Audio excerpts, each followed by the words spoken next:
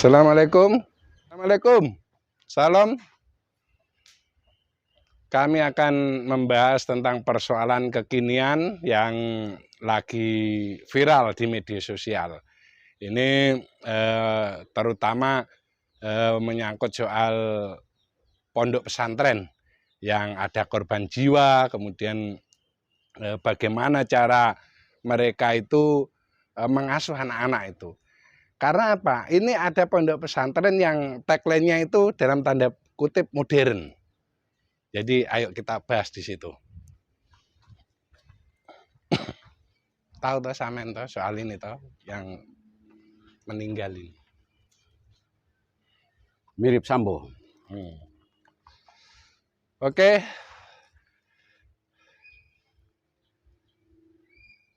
Terima kasih. Kita di cuaca yang begitu indah di sore hari ini, di samping markas Mebel Majapahit Tanah Hitam.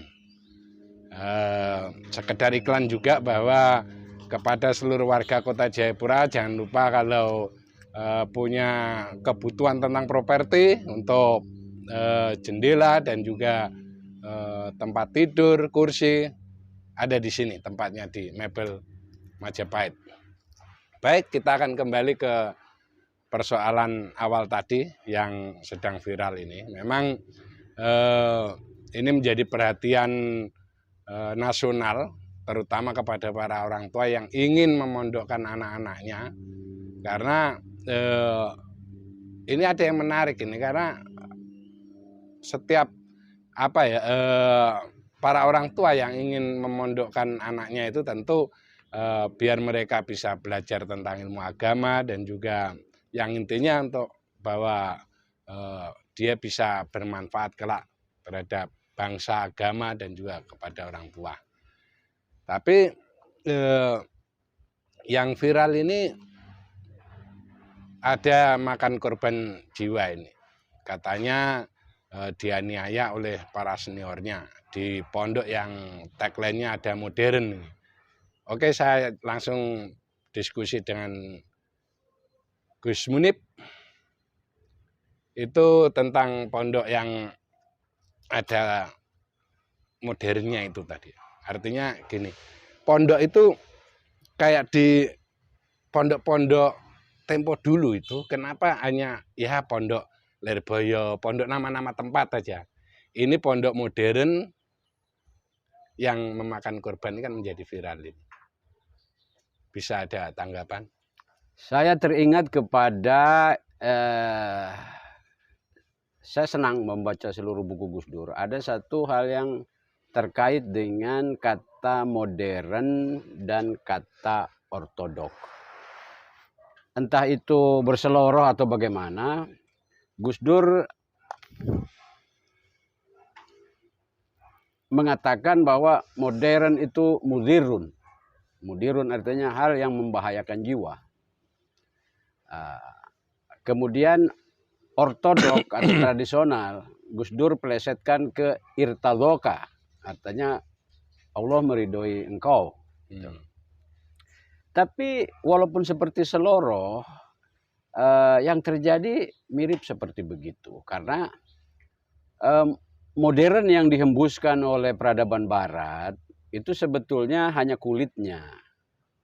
Hanya kulitnya, di dalamnya ada sekularisasi, upaya untuk memisahkan substansi agama dari manusia. Sehingga supaya agama itu hanya cangkangnya saja, hanya simbol-simbolnya saja. Nah, ini berbahaya. Yang kedua, itu ada kaitannya juga dengan satu norma sistem senioritas. Itu ada di HMI, ada di TNI, ada di kepolisian, ada di mungkin juga pernah dengar kekerasan di sekolah IPDN. Itu sumbernya satu. Sumbernya satu bahwa kebenaran itu milik senior. Jadi senior benar apa saja asal berasal dari senior. Itu akar. Akar ada dengan istilah nama korsa atau apa. Jadi sebetulnya norma sistem ini, sistem senioritas ini mengandung sesuatu yang menyumbat proses untuk seseorang mencari kebenaran. Karena apa? Karena wah kalau tabrak senior ya sudah, harus berhenti di situ.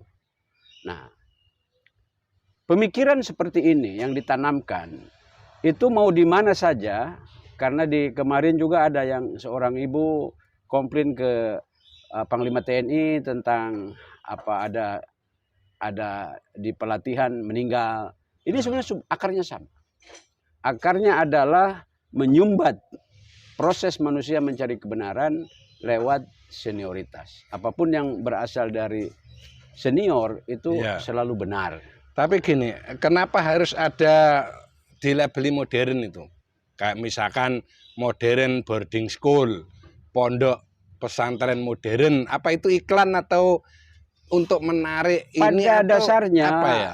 Pada dasarnya kemajuan teknologi itu menarik manusia.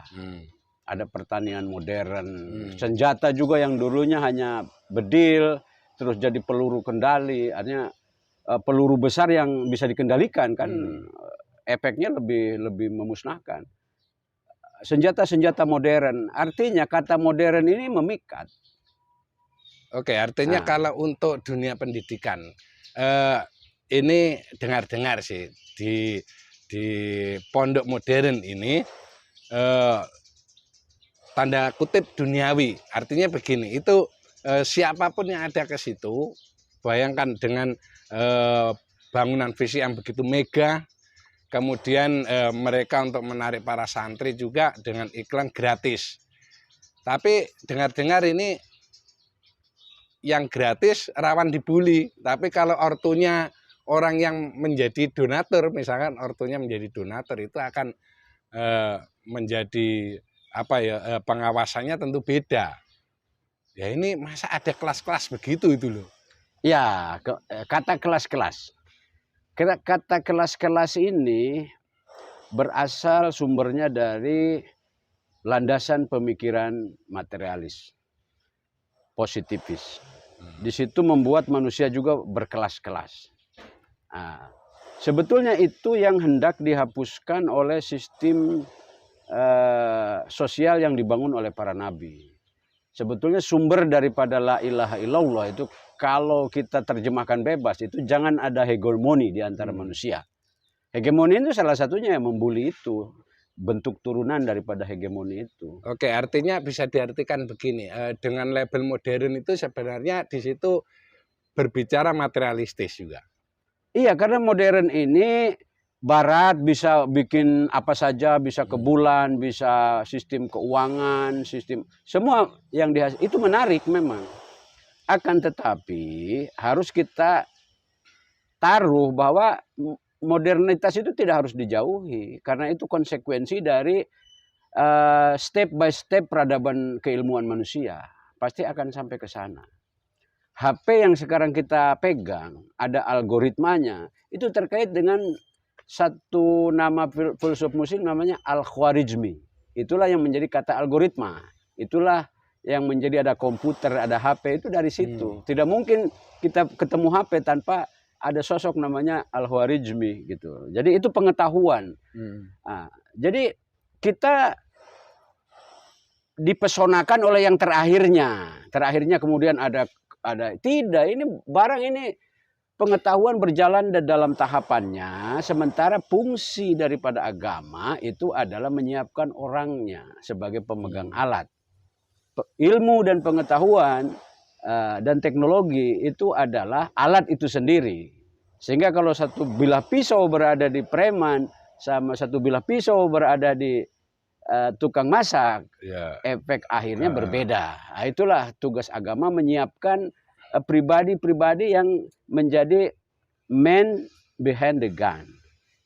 Manusia di balik senjata itu yang penting karena dia yang akan memegang teknologi itu. Oke, kalau soal kasus ini yang kematian santri di pondok pesantren modern Gontor ini, menurut Samen gimana ini? Iya, ketika di dalam satu sistem, apakah itu sistem pendidikan, sistem organisasi, masih ada ditanamkan pola pemikiran senioritas, masalah korban itu hanya keniscayaan. Mungkin kalau di ruang yang lebih luas seperti HMI nggak ada korban langsung gitu loh. Tapi kalau di dalam satu lingkup terjadi pembulian, ya itu yang sering terjadi di STPDN gitu. Ya artinya pengawasannya kok kenapa bisa lemah begitu sehingga sampai bisa jadi korban. Ini kan pondok besar ini. Iya kan sumber pemikirannya. Kalau pemikiran itu dihalalkan di situ, pemikiran senioritas dihalalkan, korban itu keniscayaan. Korban itu hulu, hilirnya harus dipadamkan. Kalau hulunya merupakan pemikiran senioritas itu tidak dipadamkan, masalah korban itu hanya soal waktu. Ya artinya dengan kejadian ini akan membuat para orang tua itu berpikir ulang untuk memondokkan anaknya. Dalam arti bukan mengurangi minat orang tua untuk memondokkan, itu tidak boleh. Pondok itu tetap menjadi bagian pendidikan yang luar biasa di Indonesia ini. Tapi peristiwa-peristiwa itu akan membuat catatan tersendiri. Iya kan orang tua itu biasanya kebanyakan terpesona. Kalau anaknya ke pondok baru nanti pintar bahasa Inggrisnya air-air, dia bangga. Nah, itu boleh. Cuma kalau kebanggaan itu harus dibandingkan dengan menerima mayat, ini kan harus pikir-pikir kan begitu. Ya, apalagi ini si korban ini kan orang biasa ini, tidak punya. Sehingga Hotman Paris juga bersuara, menjadi viral, baru pondok mengakui kesalahannya. Ini kan sebenarnya terlambat sekali ini, fatal ini. Ya, ini hampir sama dengan kasus Sambo, walaupun dengan corak yang berbeda ya. Ya. Artinya orang mati itu kan matinya wajar apa tidak wajar. Karena di dalam Islam sendiri membunuh bi ghairi hak, tanpa ada hak, itu ya berat sekali. Ya. Seperti itu. Kalau dengan hak itu ya seperti dalam peperangan, atau orang yang memang dia membunuh, dia harus dihukum mati karena keluarganya mau tidak menerima dia, tapi menerima pembalasan. Itu dengan hak berarti. Ya, jadi kita diskusi ringan ini untuk menyikapi berbagai persoalan yang viral itu tadi. Kita menyikapi ini pemirsa, menyikapi tragedi kematian santri di Pondok Modern Gontor. Jadi kasusnya sedang bergulir ini, ada ternyata bukan saja satu yang menjadi korban, ada 3, 1 meninggal dunia, 2 luka-luka, tetapi juga tidak dilaporkan dengan sigap. Oke, ini catatan buat bukan seluruh, tapi khusus kepada pengasuh Pondok Pesantren Modern Gontor untuk lebih bisa mengawasi para santrinya. Jangan setelah terjadi peristiwa seperti ini kemudian mulai berbenah. Ini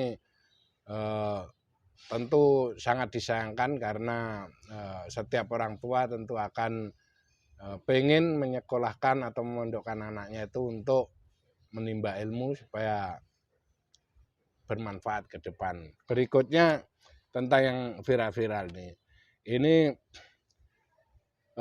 satu sekolah ini yang mensweeping HP-HP muridnya ini, ada puluhan HP, bahkan banyaklah di situ tapi tidak disebutkan. Tapi kalau dilihat dari visualnya mungkin juga ratusan, lagi dimusnahkan.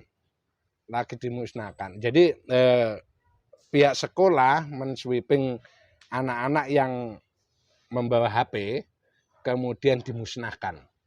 Yang di situ dikelilingi oleh para siswa untuk menonton dengan gembira. Tapi saya yakin itu mereka bersorak, tepuk tangan gembira itu dipaksakan juga, karena pasti ada sebagian di situ yang punya HP dimusnahkan juga. Ini sebenarnya pola-pola pendidikan kita itu seperti apa sih? Artinya gini, kalau aturan, aturan itu ada, tetapi aturan yang tidak memusnahkan misalkan. Artinya begini, aturan itu boleh anak-anak yang tidak boleh membawa HP, yang membawa HP kena sweeping. Kan ada bisa itu aturannya begini, HP itu tidak dimusnahkan, tetapi setelah di sweeping seminggu kemudian baru dikasih kembali misalkan. Jadi orang itu tidak memegang HP 1 minggu juga itu tersiksa. Tapi jangan dimusnahkan begitu, itu kan belinya juga memakai uang. Jadi apakah itu silahkan menurut sampean nih. Ya, itu pertama, seandainya pun itu adalah sebuah ketentuan kesepakatan di satu lingkup, misalkan lingkup ini kan biasanya itu lebih kepada pola asrama. Tapi kalau pola umum yang itu adalah di bawah Departemen Pendidikan atau di dalam Departemen Agama, itu harus ada ketentuannya, tidak bisa sembarang-sembarang. Ya, semua begitu. Sekolah kan di bawah Kementerian Pendidikan ya. Kalau sekolah agama Kemenak ya. Berarti kan tetap Indonesia melakukan dua regulasi, yaitu dua lembaga, yaitu ada dua kementerian yang mengelola pendidikan nasional. Seperti itu. Nah, kalau itu berkaitan di ranah sekolah-sekolah pendidikan nasional kita, itu harus ada aturannya, nggak bisa sembarang. Oke, aturan itu pasti ada, tetapi aturan itu yang tidak mengarah kepada penghancuran misalkan. Iya, seandainya itu kan pun ada cara-cara untuk menegakkan aturan itu. Karena biasanya lingkupnya misalkan lingkup sosial ya, lingkup di mana dia merupakan asrama. Jadi sehingga ada kesepakatan untuk menertibkan dalam spek-spek waktu. Itu pun nggak bisa kalau HP-nya dihancurkan, karena HP ini kan satu teknologi saja. Kemudian di situ ada komunikasi, ada menjadi alat, ada banyak fungsi di dalam HP. Kemudian ketika dia dihancurkan, itu entitas yang berharga itu jadi musnah harganya, nilainya jadi musnah. Jadi itu satu hukuman yang tidak substantif. Oke, setuju, tidak substantif. Artinya gini ya, sebenarnya apa sih hubungannya dengan pendidikan sama bawa HP itu sendiri? Ya. Kalau tidak terlalu substantif tadi, ya sebenarnya aturan itu harus ditinjau kembali lah, jangan terlalu begini. Seperti itu. Di pendidikan nasional kita ada dua kesalahan besar.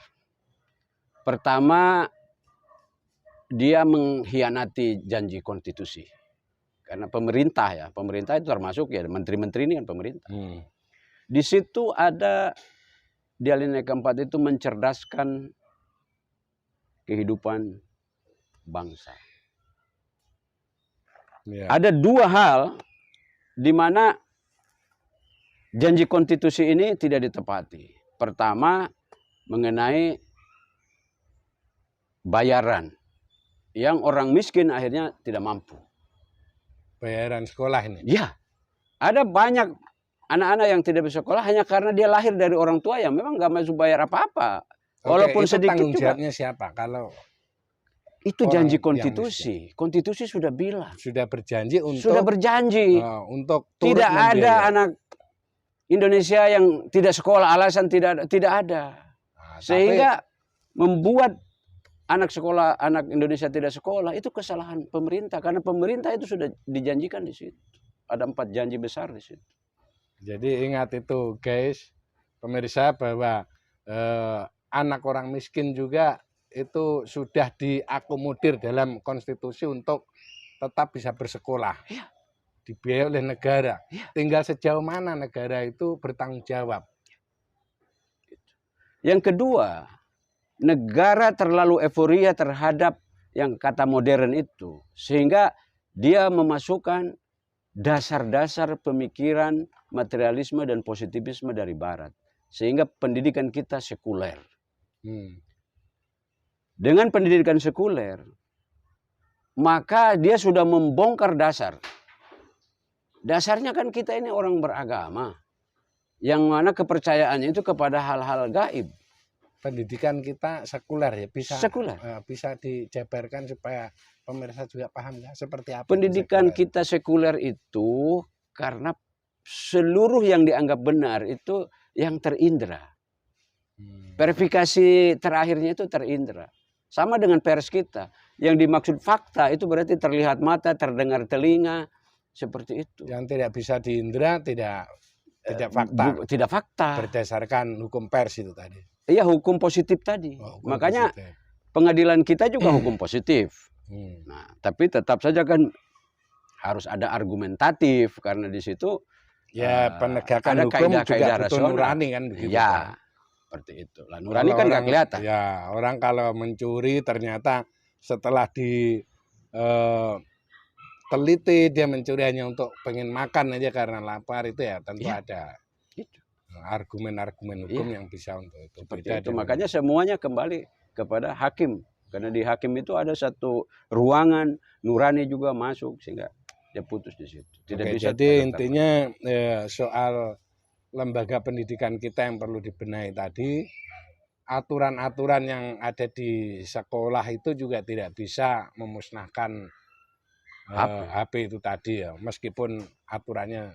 Ada satu potret, saya ada di situ melihat apa namanya? Tidak apa-apa, sana lewat dulu sambil bakar. Ini diskusi ini ya, santai.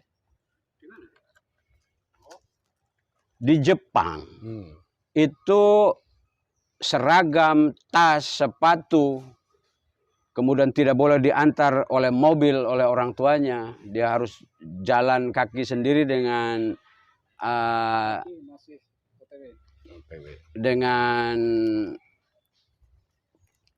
angkutan umum atau dengan sepeda ontel. Sehingga di dunia anak-anak itu sudah merasakan bahwa sama. Tidak ada hegemoni. Berarti Samen membandingkan Jepang punya attitude, punya adab bagus itu ya? Bagus, sehingga banyak orang Indonesia cerita ketinggalan tasnya di kereta, nanti di stasiun terakhir masih ada. Itu karena pendidikan. Dari awal itu yang ditanamkan adalah bagaimana karakter. Mereka makan siang bersama, anak-anak kecil itu ada yang bagian nyusun meja, menyediakan taplak, ada yang ambil makanan dari dapur, kemudian disiapkan. Nanti ketua kelas dengan ibu berdoa. Sebelum pulang itu mereka kasih kembali lagi, pel ulang untuk besok lagi. Jadi proses bersama-sama ini membuat jarak antara warga bangsa ini dekat. Sehingga itu yang ditanamkan. Pengetahuan itu nanti kalau sudah kelas 6 kan. Ya, gitu. Kalau SMP apa ke sana ya, kau mau bidang apa? Silakan. Begitu. Tapi waktu emas itu adalah kecil itu menanamkan. Ini kita di Indonesia kelas 1 ini sudah belajar membaca, PAUD saja berhitung. Sudah. Iya. Jebol kita punya anak-anak punya otak. Padahal perilaku lebih utama sebenarnya. Makanya di pesantren dibangun dari awal. Di pesantren itu dimasalkan seperti di NU ada murabbi ruhi, itu tarbiyah, itu pendidikan. Ada taklim. Itu beda. Taklim itu transfer knowledge. Matur nuwun. Ini emang transfer knowledge itu hanya mentransfer yang saya tahu, pindah supaya kau tahu. Tapi kalau murabbi ruhi atau pendidikan itu adalah menanamkan menjadi sosok manusia, sosok jiwa yang layak memegang alat apapun. Kalau dia memegang kekuasaan juga dia tidak pakai kekuasaan itu untuk dolim. Ya. Kalau dia memegang senjata juga tidak akan tembak siapapun. begitu. Ya. Ketika mau mlebu-mlebu ya ora apa-apa. Iki kan diskusi menarik sore hari. Ya, itu lanjut. membedakan antara apa didik, apa ajar gitu. Kalau ajar itu transfer knowledge. Kalau menurut sampean yang model ajar itu ada di sekolah umum atau di mana? Pondok? Di misalkan? sekolah umum. Sekolah umum. Sekolah umum semuanya ajar sama dengan Iya, tutorial. iya, iya. Tutorial kan yang penting nggak tahu ini orang siapa, entah ateis, entah apa. Yang penting Iya, dia iya. kasih tahu caranya ngedit video gimana gitu. Ya nggak apa-apa gitu. Itu kan dia mentransfer ilmu pengetahuan gitu. Tapi kalau ajar, kalau murabbi ruhi atau mendidik, itu adalah menanamkan karakter yang baik. Kalau karakter untuk bangsa Indonesia apa? Ya karakter Pancasila kan gitu. Acuannya ke situ. Silahkan diwarnai oleh agama masing-masing. Yang jelas kan banyak persamaannya di situ. Persamaannya yakin akan adanya yang transenden, adanya Tuhan, adanya hari akhir. Kita tidak akan sebatas pergi sampai di kuburan situ kan gitu. Yang mau berpikiran seperti itu juga ya silahkan kan gitu.